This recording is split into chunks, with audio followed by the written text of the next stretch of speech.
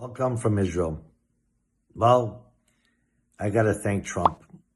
Really do. Watch this video. This is what occurred during the Biden administration. Mr. Roman, are you aware that we are sending $40 million a week to the Taliban? Yes, sir. Can you name other instances of foreign aid going to terrorist organizations?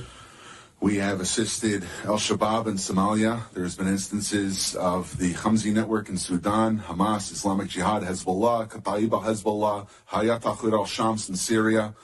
Dozens of terror organizations have received indirect assistance from U.S. foreign aid.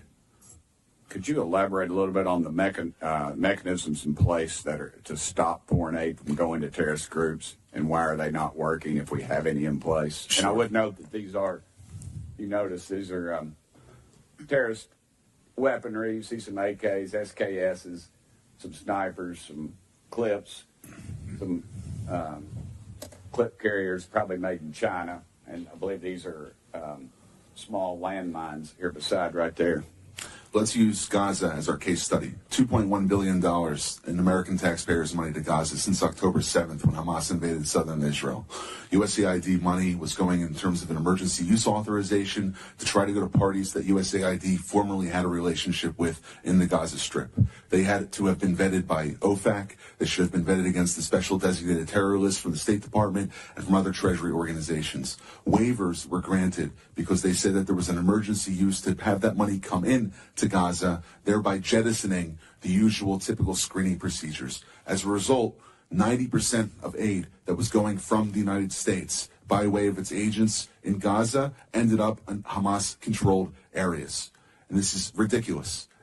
Essentially, what the U.S. assistance to Gaza did was underwrite the ability for Hamas to survive until the ceasefire was just passed a few weeks ago.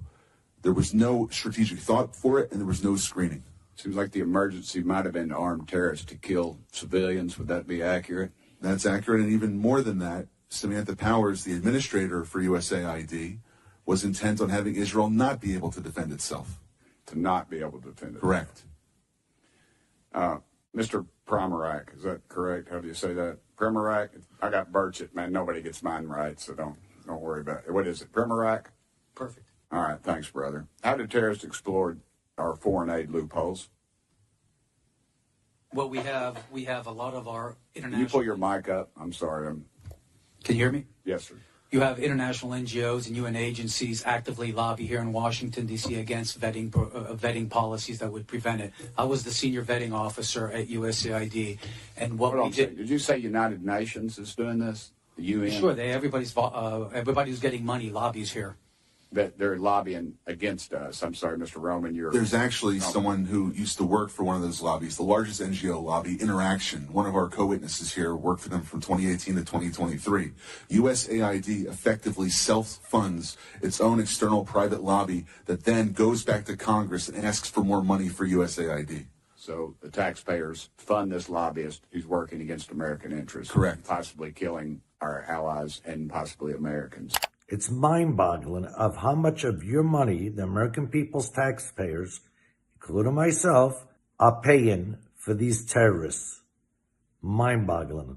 So all you Americans out there, stop paying your taxes or make a difference. But this is what occurred during the Biden administration. We funded $2.1 million to Hamas and many more. Take it, bye.